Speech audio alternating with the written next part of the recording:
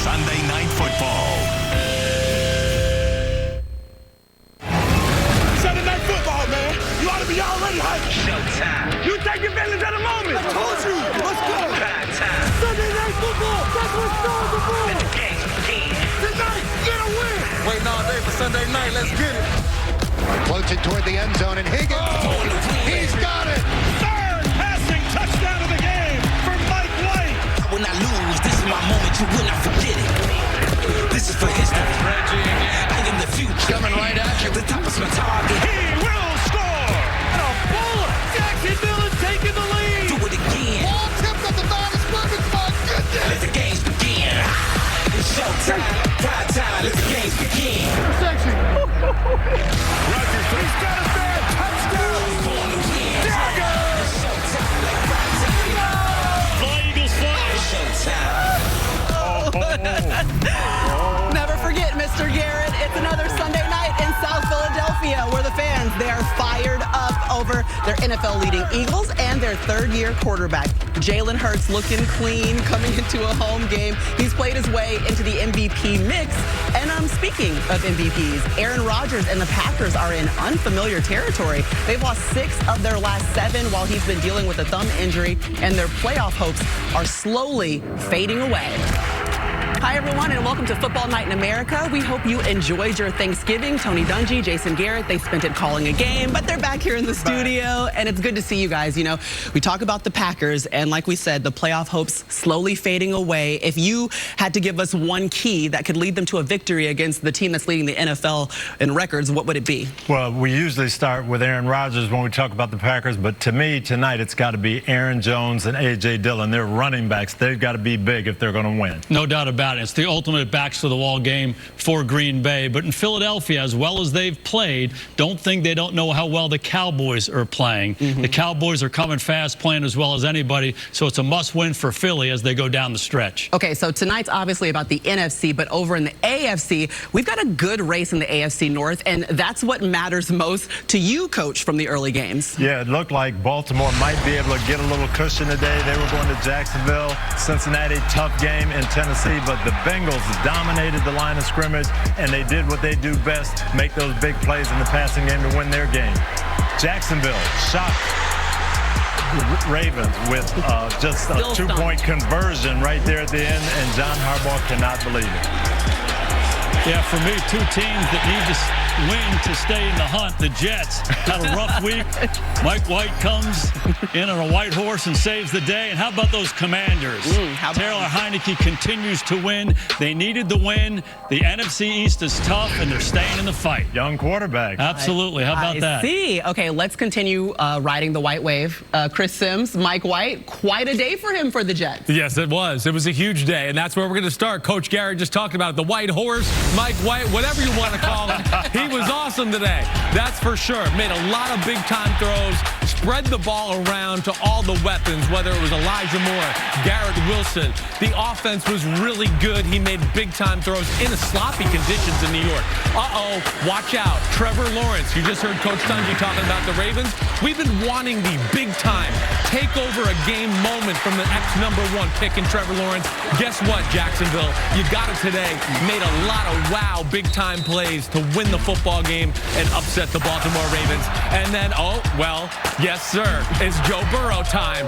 Right. When it's one-on-one, forget about it. My man, Joe Cool, he's going to put it on the money. T. Higgins, Coach Dungy talked about it. Defense, big-time throws by Joe Burrow today helped them get the win.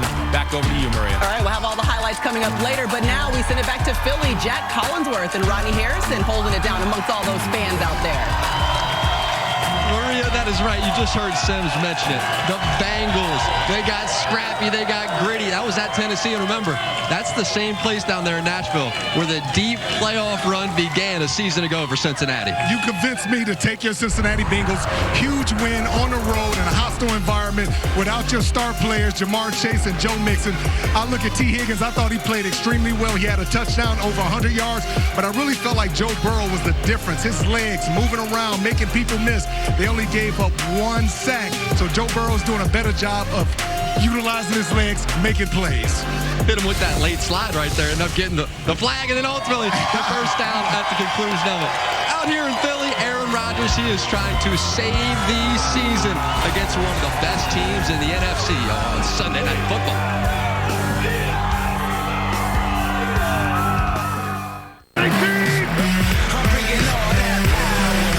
It hasn't been cordial over the years between me and Sue.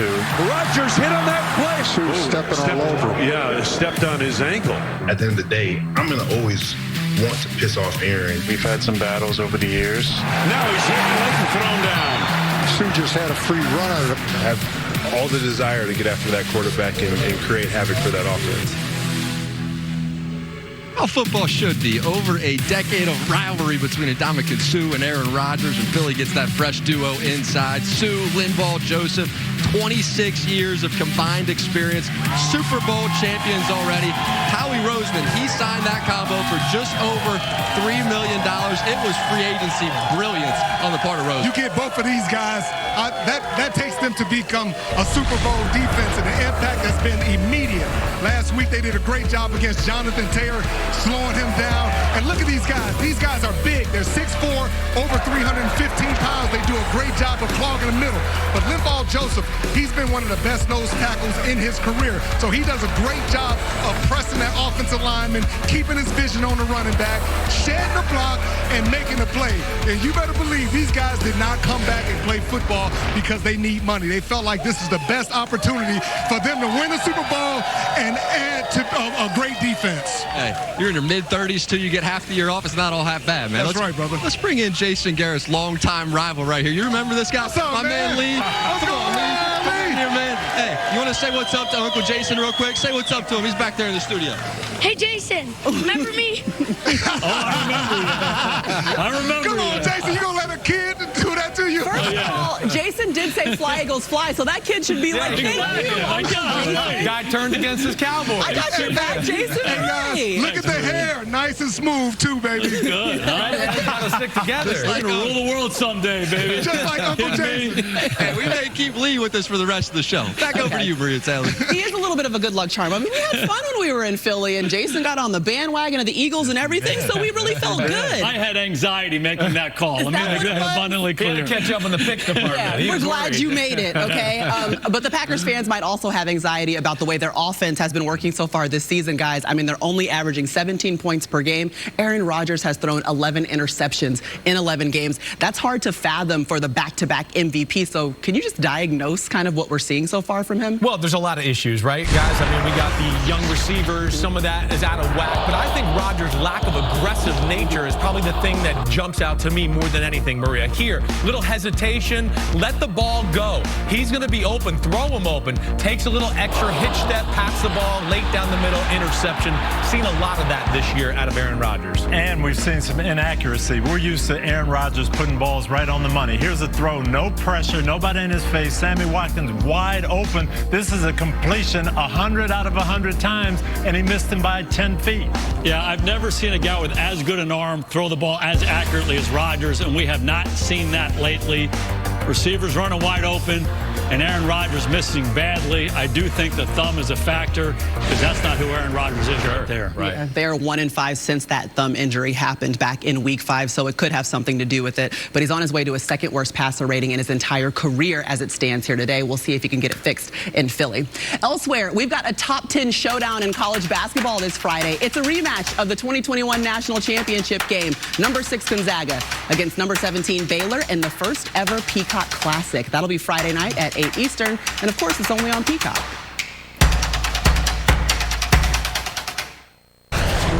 All right, I want to do a little flashback here, guys. 1960 NFL Championship game. Eagles and Packers from Franklin Field in Philly. What do you remember, Coach? I was 5 years old, but I remember the game. Tommy McDonald here catching a corner route.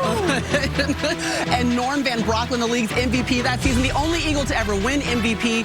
Helps them raise the Lombardi trophy. Look at the uniforms. I wish the Eagles would go back to those Kelly Green. I love that. Jason, you weren't alive to see some of that? I was not alive. I played in Fenway. How about that? How about that, man. guys? And play do both. that when you play the whole game. Yeah, he played both ways. He needs both of those. Welcome if you got them. You play both ways, you smoke both ways. Yeah. I get it. Okay, that totally makes sense. Chuck Benderek celebrating in the locker room with that cigar and cigarette. All right, we have an F&I alert. We've finally gone final in Arizona. Wow. Austin Eckler got the touchdown, and then the Chargers go for it. 2-point conversion is good. They get the victory. Wow, I like the moves, too, after. Nice dance moves in the end zone, though. But huge win for the Chargers to stay in that AFC playoff race. Yes, that was Herbert to Gerald Everett for the 2-point conversion. Yes, and we saw Kyler Murray back in, but they walked away with the loss. Let's talk about some highlights we've seen already. Broncos taking on the Panthers. Sam Darnold taking the field for his first start since last season, week 18, and he looked pretty good. Yeah, the quarterback shuffle continues in Carolina, and Sam played awfully well, getting the touchdown on the naked. Yeah, second quarter, though,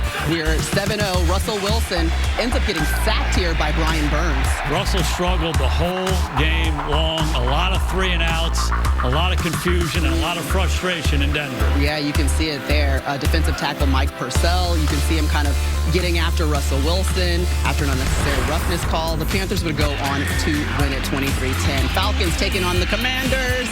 16-yard touchdown is good to John Bates. Oh, baby, you know it. Heineke time right there. Washington, they got it rolling right now. His magic plays every now and then. The defense, we know they're good. They're running the ball. And a huge play right here by Fuller to get the interception. Yeah, there's just about a minute left. The Falcons knocking on the door. Alabama boy in the middle, Deron Payne. Sorry, Georgia. Yeah, Sorry. tip drill goes to Kendall Fuller and the Fighting Matthew Berries. Commanders win 19-13. All right, Buccaneers taking on the Browns. There was a skunk in the stands. I don't know, like, how you stay there and continue to run the game. I don't know how he got there. I wouldn't be getting that close. I know that. Okay, but I'm going to tell you what didn't stink. The defense for the Browns. Check out Myles Garrett. Clowney getting after Brady. Tom Brady missed the throw right before this sack. Sets up good field position for the Browns. Okay, 37 seconds left. Same score. Last chance for the Browns. 4th and 10. And this is just David Njoku with an unbelievable catch. One-handed. Look at this. Goes up, grabs it. I mean, you can't draw it up any better. No, you cannot. He's having a great year. The only place he could put it. And that's why they paid this guy before the season. He's got big-time talent. All right, we're headed into overtime then. And in overtime, Brissett making some plays again, looking for Amari Cooper this time. 45 yards. Yeah, 3rd and short, and they went deep. Rather than try to get the first down, went deep. Cooper makes the play. I like it. I think it's a little interesting we haven't said Nick Chubb yet, but here we go. Oh, Nick Chubb. He was great the whole game. And took it in there. Let's hear from Jacoby Brissett, who was obviously Tom Brady's backup not too long ago. I mean this in no disrespect, but in the words of Tom Brady, that was fucking awesome. That was fucking awesome. Chris, now you were a quarterback in New England. Is that kind of common? Is that how you celebrate wins as a quarterback there? No, well, they never wanted me to play, Coach. I just worked there a little bit. So and then I played Brady once. He whooped my butt, so I can't say much. But Jacoby Brissett said he used to take notes when he was backing up Tom Brady against the Patriots. So he just did a post-game press conference just like him. But let's get back to the game, because what we saw in this Browns game was that they were able to get it done on the ground. That Bucs defense struggled, Coach, in the run game. Yeah, Tampa, we thought they were getting healthy on defense. Played over in Germany, looked good, but Nick Chubb found seams consistently, Chris. Yeah, it was troubling. And this is one thing. As the game went on, I think we see lack of depth being a problem with the Tampa Bay Buccaneers defense. And Nick Chubb, 4th quarter, got to have it moments. Cleveland moved Tampa off the ball. I just was surprised. I thought coming back from the Germany game, Tampa was kind of on their way. Right? I felt like there was some momentum there. I thought they'd go up there and win that ball game. Cleveland did a good job controlling the game by running that rock. Yeah, Maria, they couldn't run the ball on Cleveland. Everybody runs the ball on Cleveland. And I thought they got it rolling in Germany to Coach Garrett's point. Today. Yes, that hurt them. Right. Yeah, but we've seen his backup, Rashad White, have a good game, too. Yeah. So we saw that in Germany. But we also saw the Broncos struggle yet again, Mike Florio. So let's bring you in for Pro Football Talk. What is the latest that you're hearing on Nathaniel Hackett, their head coach, and really his future in Denver after today's game? Well, Maria, plenty of fans would love to make a coaching change right now, but these owners, there's no track record, there's no history, there's no guidance for what they're going to do. But know this, they're very smart, they're very methodical, and they're not panicking. They understand what's gone on this season. A lot of close games, players injured. The players are still playing hard. it would be extremely unlikely for a change to be made before the end of the season. It's only happened a handful of times where a coach in his first year is gone before he finishes his first year. After the season, different story. They'll look at the whole body of work. There's still 6 games left. They'll make that final decision then. For now, though, a huge shock if there would be any change in head coach of the Broncos before the end of the season. All right, Mike, thanks for the update. Meanwhile, we are getting set for Sunday Night Football. The Cheeseheads. Oh, and Philadelphia cheese. Oh, man. Okay.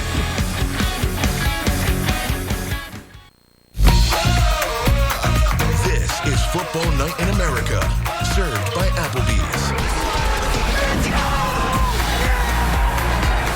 So the Packers, they have tried to invest defensively in the draft and free agency. There's Joe Barry, the defensive coordinator, to build a unit that's capable of playing for championships, but they have been middle of the pack consistently. So what is holding them back from being great on the defensive side of the ball? It's him, defense coordinator Joe Barry. And at the beginning of the season, I said I thought this was going to be one of the top defenses in the National Football League. And you look at their secondary, just miscommunication, blown coverages, a lot of frustration in there. And too many, just flat out, too many veteran players back there in order to make those mistakes. And on let me just say this, on the defensive line as well, they have to do a better job of fighting off those blocks, being physical, and making those tackles and stopping the run. Just play physical. And you look at this group from Philly. This is a group that's built in the trenches, defensive line, offensive line. Maybe the best offensive line in the NFL. There's not a weak link. You look at all 5 of those guys. They can all play across that line. And all those dudes is absolute studs, and this is probably the biggest offensive line I've seen. And when they come out of the huddle, I want you to pay attention because they look like bouncers coming out, 5 bouncers coming out, and they're going to do everything they can to protect Jalen Hurts because they love that young man. Hey, who's it all led by? Lane Johnson. Decade at that right tackle spot. He has been elite, and recently his impact on the game has expanded as he's become a leading voice on mental health in the NFL. And he joined Michael Smith on this week's edition of Gets It to share more about his journey. I mean, I felt I was done with football. I was ready to be done with it. My ankle was compromised. I was in a lot of pain. That's all I thought about. My psychologist kind of knew, you know, I wasn't doing too hot or how I was feeling with the injury and just where I was. But I feel like the people here knew. I kept that a lot hidden. After that, I was like, you know, I was ready to be done. But what does it do for you to talk about this as openly as you do? I had players on my team that come to me and tell me they have similar problems. So that's the best thing for me is that I get to have these talks with people. There's a lot of players that are affected by anxiety disorder. This stuff's pretty common, a lot more common than you think. He cares about reaching out to teammates who are down and giving them advice. So yeah, just him, just understanding the locker room. You know, when players are down, he knows who's down, and he'll be there the first guy to pick you up. Everybody thinks that they have a lot of control over certain situations, and you really don't. You have control over your actions, how you treat people, how you work, and you know, letting go of things that are going to drag you down. I always draw close towards people who have a determined mindset, who have a will to work, and he's one of those guys, and I think we have a great relationship because of that. First-time captain, and the way it's been described to me is that that honor meant as much to the locker room as it maybe did to you. Yeah, man, I take it very seriously, and a lot of it's helping the young guys out, helping anybody who needs to be helped, and like I said, man, just being a good teammate. Such an impactful conversation by Michael Smith and Lane Johnson. You can always watch the full conversation on NFL on NBC YouTube channel. And guys, we talk about mental health, and it's something that obviously we can't readily see. You hear about a player being on IR for a leg or a thumb or an arm injury, but we don't always count in the fact that they're dealing with the pressures of just being a professional athlete. And it's critical to the health, not only the player, but the individual. And you guys as coaches have seen and dealt with some of those issues. Maria, it is a big topic. And if you think about it, ever since these guys were this high, they had dreams of playing in the National Football League. And they're highly compensated. We all get that. But they're people, too. They have the same issues that everybody else has off the field. And then they have a pressure to perform on the field day after day, week after week with a big spotlight. And, you know, years ago, there was a stigma about mental health, I guess in our society, but also certainly in football. Now every team has a clinical psychologist. They have sports psychologists. And teams are encouraging players to talk about this. When Lane Johnson Johnson and Dak Prescott step up and talk about it, that's a really good thing. It is, and I can tell you, we as a league, we are doing better. My first 20 years in coaching, no player would come in and have a conversation like Lane Johnson talked about with me.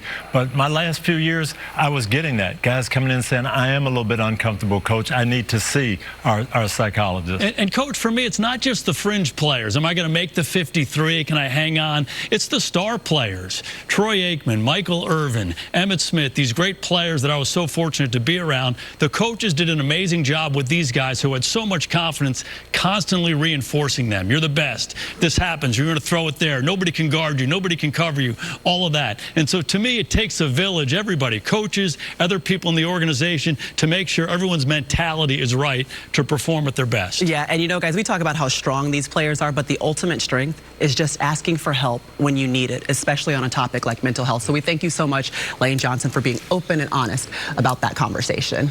All right, we are just counting down the minutes until Sunday Night Football. Many thought this would be a make-or-break year for Jalen Hurts. Some of those fans out there in Philly, but so far, he's proven he can be the guy, okay? That's why there's all those Hurts jerseys everywhere, all right? He's on his way to possibly winning an MVP. Can he get a win against the Packers tonight? Sunday Night Mayhem, presented by Allstate. You come to the moment. You take advantage of the moment. Hurts. He is going deep. Touchdown Eagles. You cannot throw a football better than that. We damn good. He's back. He's going to run. He will score. I don't know how you stop this. Jalen Hurts. Touchdown. Where would they be without him?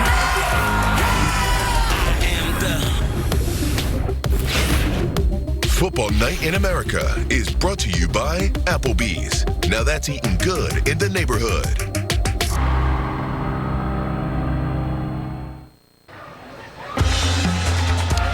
There is Jalen Hurts, quarterback of the Philadelphia Eagles. He has the Eagles at 9-1.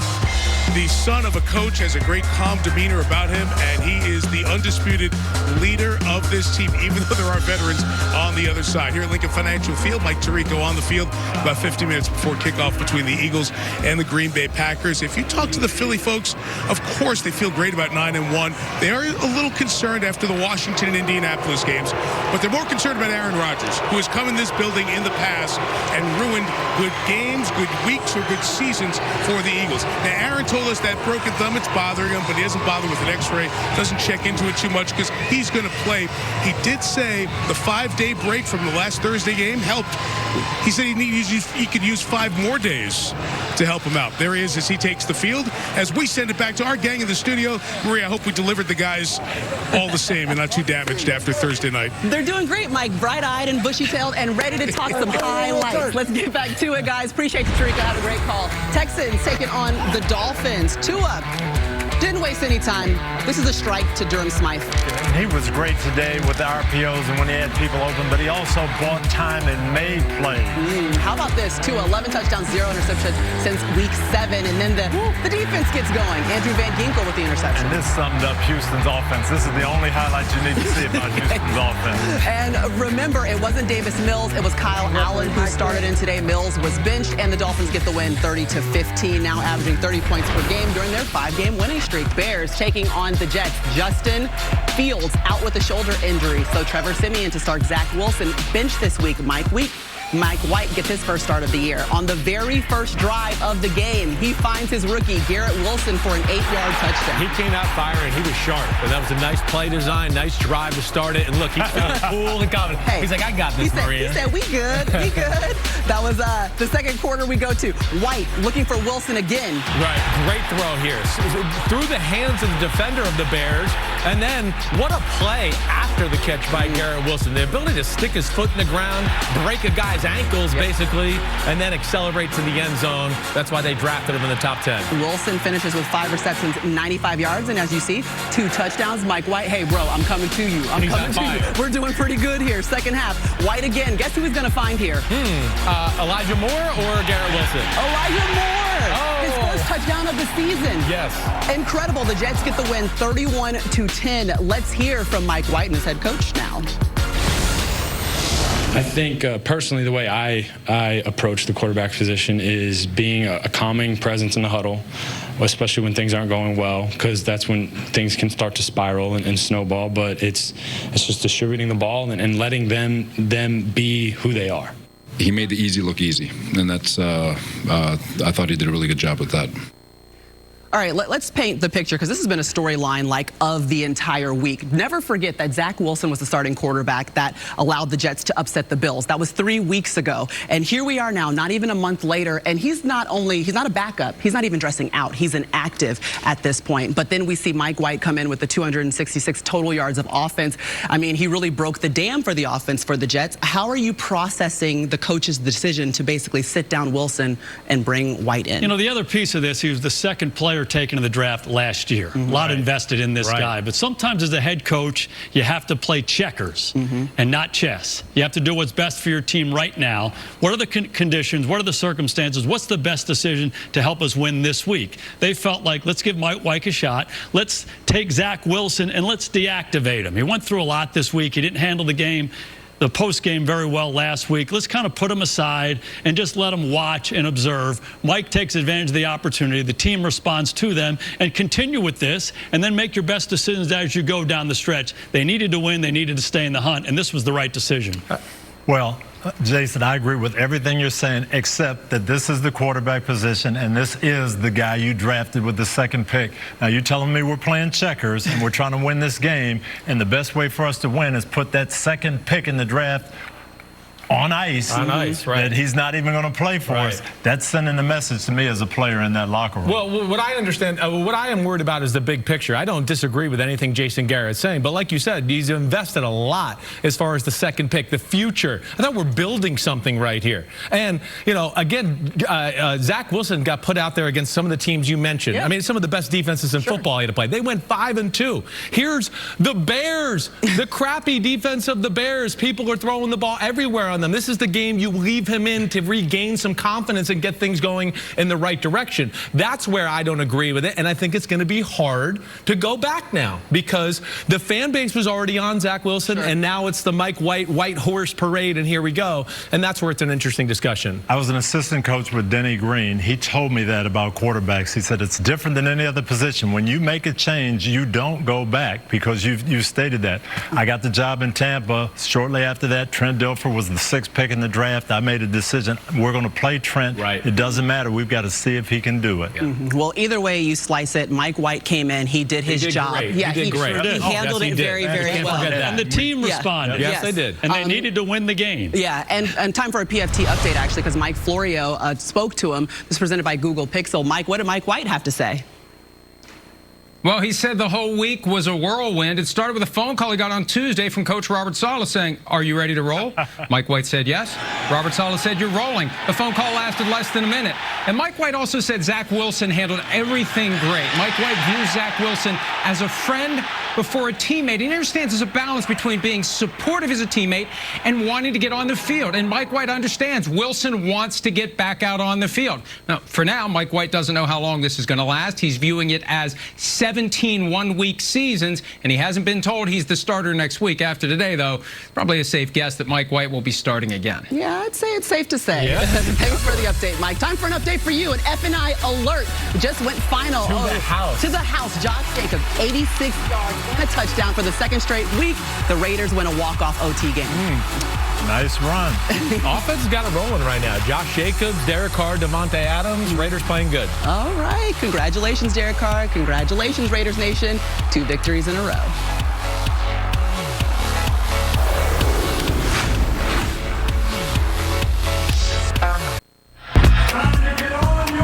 This is what happens when we get together. Holy smoke! Can he get it? Oh! He does! He powers in to take that one home. It's always magic here with you. See you later. Keep trucking. Touchdown! This is what happens when we get together. Give me what they came to see, man. Let's go. The rookie for the 3rd time today. He's in. Touchdown. Let's go. This is Football Night in America, served by Applebee's. The late, great Reggie White represented by both the teams that he played for. Yeah. Minister of Defense. Don't mess with him. He was with the Packers from 93 to 98 and with the Eagles 85 to 92. Now we go to BetMGM, Cindy. Yep, it's BetMGM breakdown time. It's my man Matthew Berry. He's always going to give you all the most knowledgeable stuff as far as fantasy football is concerned. Okay, we got the Eagles. Yeah. We got Aaron Rodgers. I thought for sure you're going to want to talk about the passing game and Jalen Hurts. Everyone always wants to talk about Jalen Hurts or Aaron Rodgers, the quarterback. No one wants to talk about how bad this Packers run defense is. I like it. Let's do it. 5 of the last 6 games, Packers have given up over 100 yards to running backs, and because of Devontae Smith and A.J. Brown, they're not going to be able to sell out to stop the run the way they did against Derrick Henry and the Titans. So my expectation is that Miles Sanders has a big game here. Look, I think Philly wins this one, right? And in Eagles victories this year, Miles Sanders is averaging 78 rushing yards. I think he gets that number tonight, maybe even a little bit more. Big game coming from Miles Sanders as the Eagles get back to the run. I like where your head's at, ground and pound, and that's where it should be at. The Philadelphia Eagles, it's one of the best offensive lines in football. Everything that makes them successful is based off the run game.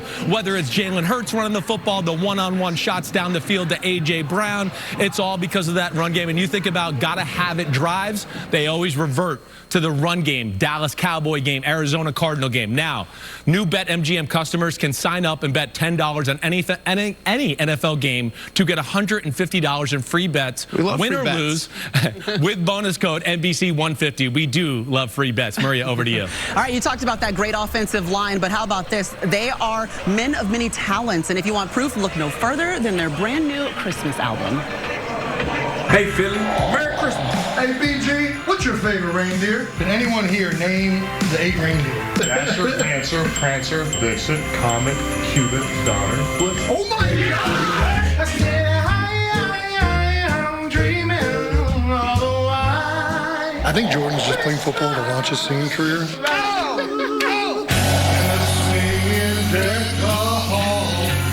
But it's not like Christmas at all. One more time!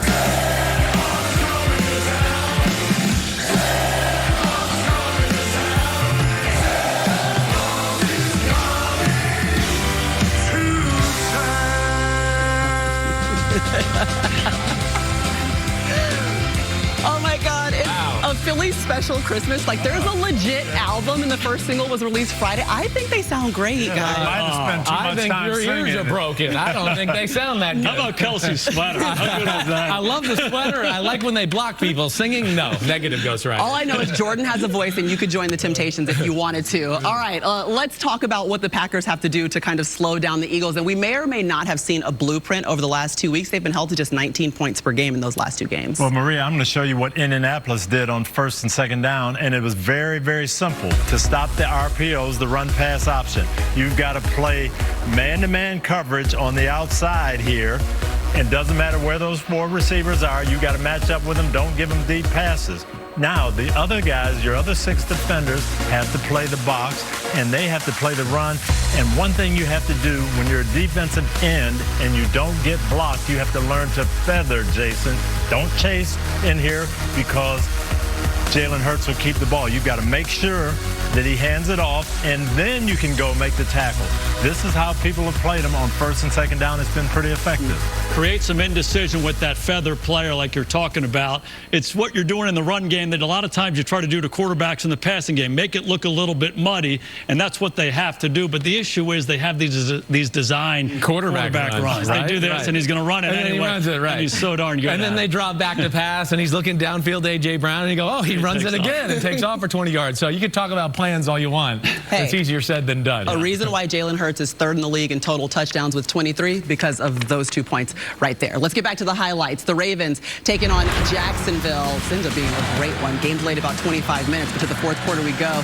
Gus Edwards has the ball knocked out by Andrew Winger. Jaguars recover. And I love what Doug Peterson has brought, this never say die attitude. They fight, hustle till the whistle blows. And it led to a Jaguars go-ahead field goal, so the Ravens trying to answer back. Lamar Jackson's going to look deep on this play. And this is another dagger. We're waiting for Deshaun Jackson to have an impact. He had it here on this play. Jackson and Jacksonville. 62-yard completion is good. Later in the drive, Jackson looking again, finding Josh Oliver. All right, in this one, and they get the 2-point conversion, and looks like they've got a safe 7-point lead. But here we go. This Baltimore defense has given up some leads. All right, Trevor Lawrence. All right, he's got his chance here, Coach. Who does he find? Zay Jones for a 29-yard completion. And that is just right on the money. He made some big throws in this drive. Right, Coach. Converted a 4th down and a 3rd down. And how about this throw?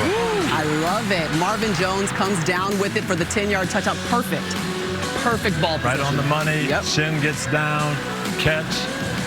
It was reviewed, but it stood as it was called. And then the 2-point conversion here. Jaguars going for it. They're going for the win. Created a little movement, motion, and another on-target throw. Yeah, perfect throw by Trevor Lawrence right there. That time to Zay Jones, and the Ravens' last chance will rest on the leg of Justin Tucker. And you know, you got to believe, but it's 67 yards. We're all thinking this is going to be good, and it came up just short.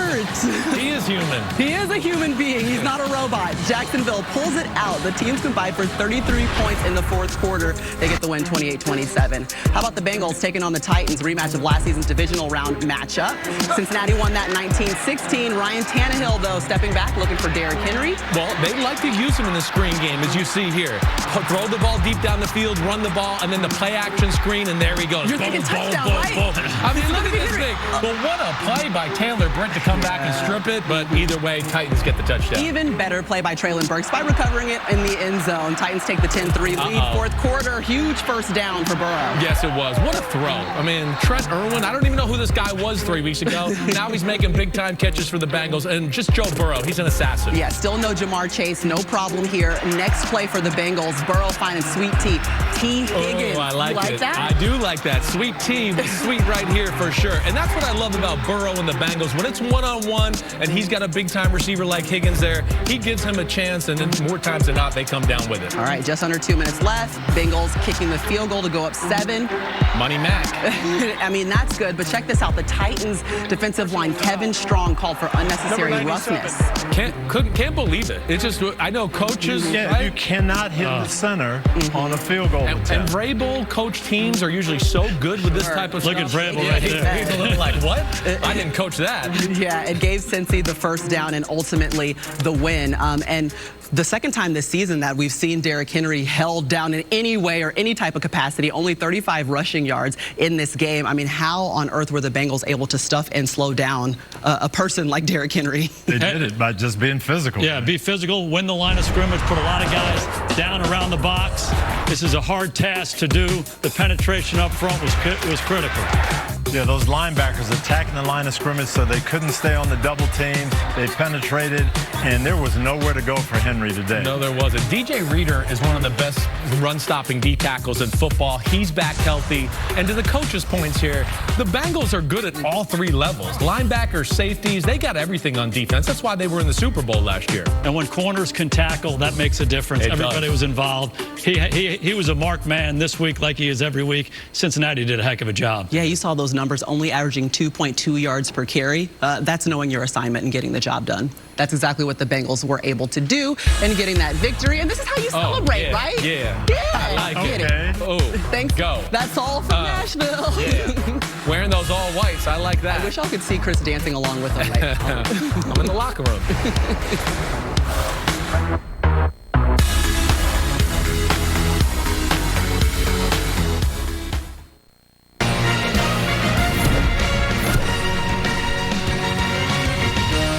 Welcome to the Hyundai Sunday Night Kickoff.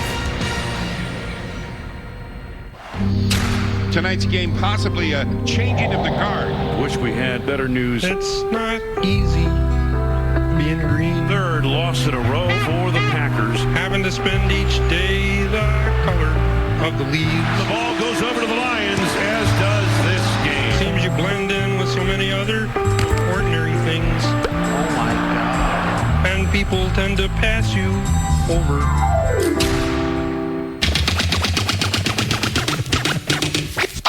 We damn good. Damn good. But green's the color of spring.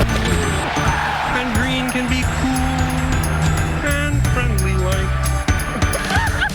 And green can be big. Jalen Hurts! Like a mountain. Where would they be without him? Or important. He's going to run. He's in! Like a river. Or tall like a...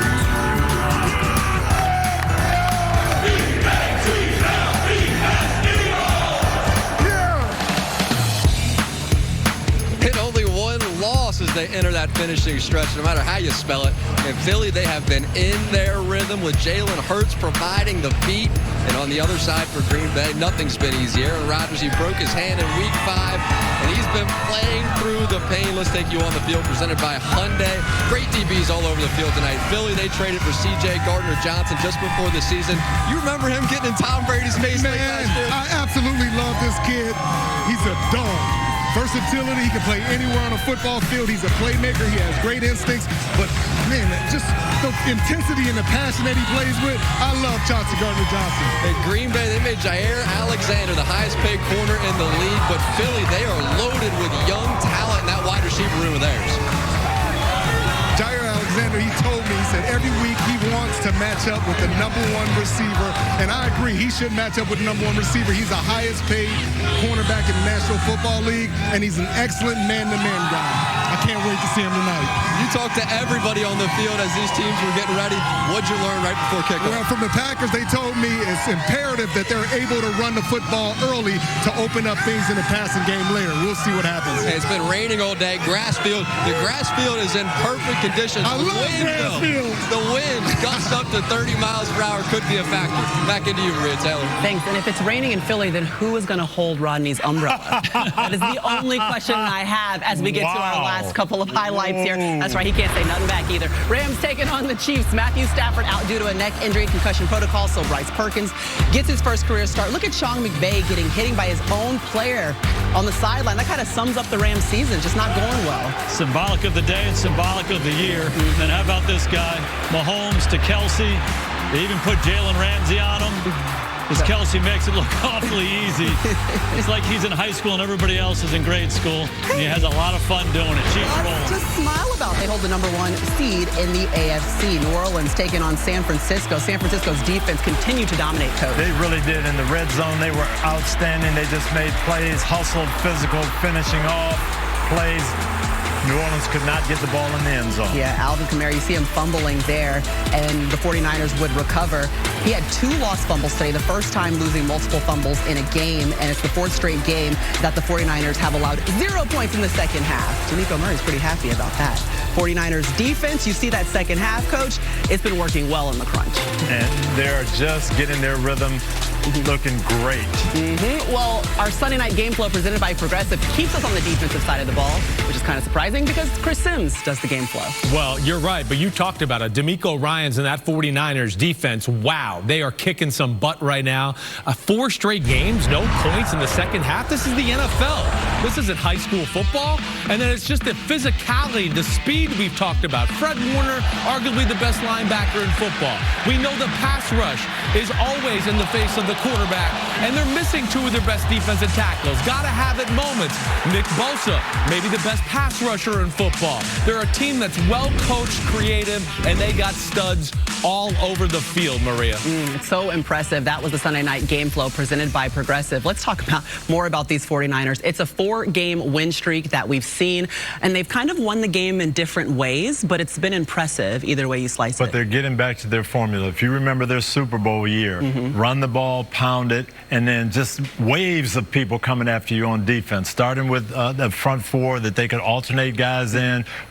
Aggressive secondary. I like what I'm seeing from the 49ers right now. Everybody talks about the playmakers the 49ers have on offense. They got them on defense on all 3 levels. Just watch it. Watch the get off. Watch the speed to the ball. Watch them swarm. How about the fumble by Kamara? All those red shirts were around it. Yeah. You know, you put it on a clinic really. As a coach, you always say, we want 11 in the screen. They always have 11 in the screen. All the time from there. Hey, huge challenge coming up next week, though. Guess what? Mike McDaniels, the Miami Dolphins, they're on their 7-game win streak, and they're taking on the 49ers. We'll see if the defense can hold them. That's going to be a good one, right? Yes. Time now for the Sunday Night 7 featuring a $100,000 jackpot. Matthew Berry, how many total yards and touchdowns for Jalen Hurts? Yeah, the very first thing I ever did for Football Night in America in the first preseason game was declare Jalen Hurts my fantasy ride or die. Massive season coming for Jalen Hurts, I said. And you know what? He has made me look smart. He's had at least 265 total yards in 3 of the past 4 games. But you know what? Slow-paced game. I don't expect him to get to 310 yards, which he hasn't had since week 3. So you know what? The band I'm taking there is the 280 to 309 selection there. Sunday Night 7 also wants to know how many touchdowns for Jalen Hurts. I'm going to say 2. He's had at least 2 touchdowns in 6 straight games, including exactly 2 in 4 of the last 6. Give me 2 touchdowns for Jalen Hurts tonight, Maria. All right, make your picks for free on the NBC Sports Predictor app. No one has made Matthew Berry look smarter than Jalen Hurts, which makes all of the Eagles fans happy, and maybe some of the cheeseheads a little worried here tonight.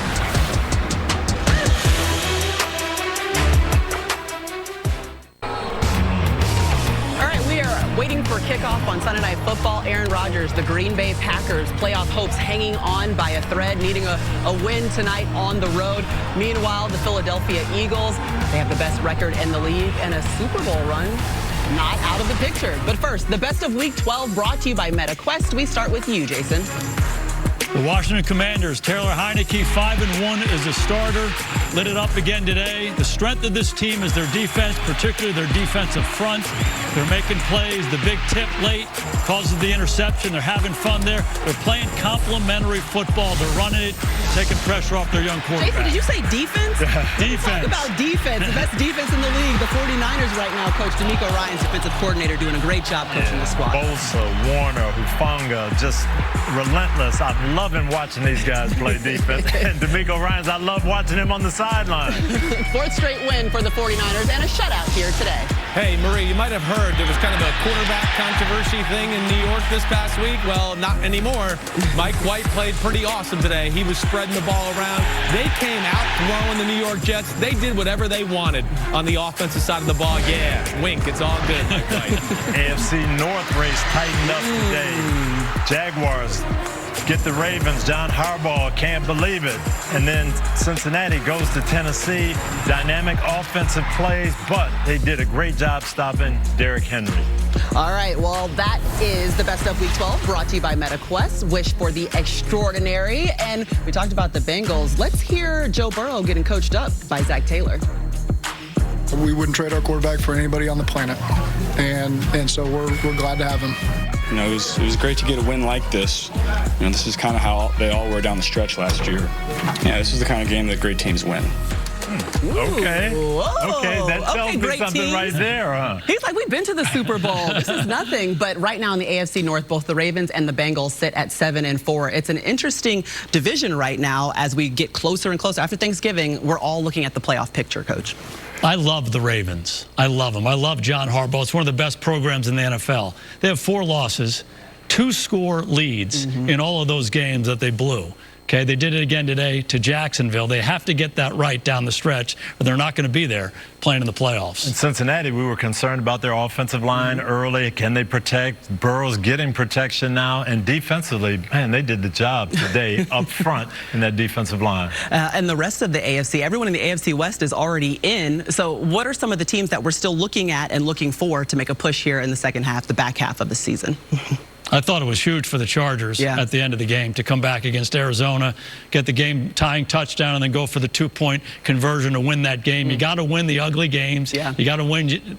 When you don't have your stuff and you win the game, that's key down the stretch here for those guys. The other team that has impressed me is Miami. We're not talking a lot about them. They can move the football, and we'll have to see how they do in the cold weather. But, boy, when they play at home, they're tough to beat. The Miami Dolphins, they scored on 6 of their first 7 possessions. It was impressive. It's time now to impress you with our home team picks brought to you by Lowe's. We send it to Jack in America's Pick. Try my best, Maria Taylor. 70% of the country is on Philly. Jalen Hurts, he gets his shot to knock off a Hall of Famer that is all over the ropes. The Eagles, the best record in football, their offensive line, their defensive line. It can be the main attraction on a windy, soggy night like this. I'm taking Philly. Who's going, Rob? The Eagles were built for moments like this. Big physical offensive line, the RPO action, big physical wide receiver in A.J. Brown. I got to go with the Philadelphia Eagles, man. It's just so physical. I got those black-on-black uniforms. Man, I can't wait to see it, brother. It's a moment. Mike Flory, who you going with? Well, you know, the Packers at 4-7 have the playoffs beginning tonight as a practical matter. And as a practical matter, the playoffs end tonight for the Green Bay Packers. I like the Eagles to win this one, Matthew. Yeah, Mike, look, you know, Jalen Hurts is my guy. He's my fantasy ride or die. There's no way I'm going against the Birds fly, Eagles fly, although I will say I think it's closer than some people think. Chris? Packers run game. I think the short passing game, the wind not going to affect Aaron Rodgers with that short passing game and his ability to throw. I think they're going to keep the game close, but like Matthew Berry, the Eagles have had the answers all year long. I'm taking the Eagles in a close one. And I'm following the crowd and also taking the Eagles. Jason? I'm with all you guys. Aaron Rodgers is going to be he's going to play well tonight. He's going to be aggressive. He's going to attack him, but there's too much in Philadelphia. Watch the interior of the Philadelphia defensive line. They're going to slow down that Green Bay run. Green Bay needs to get their running game going, use those running backs, but I don't think they'll be able to. Philadelphia wins it. Oh, my goodness, guys. We all picked Philly. We'll see if we get trolled on Twitter or if we're just right. Those are the home team picks brought to you by Lowe's. It should be a great one in Philly. The Eagles looking to move to 10-1, have the best record in the NFL. The Packers fighting to just stay alive. Mike, Chris, and Melissa have the call after Carrie Underwood kicks us off. We'll see you at the half.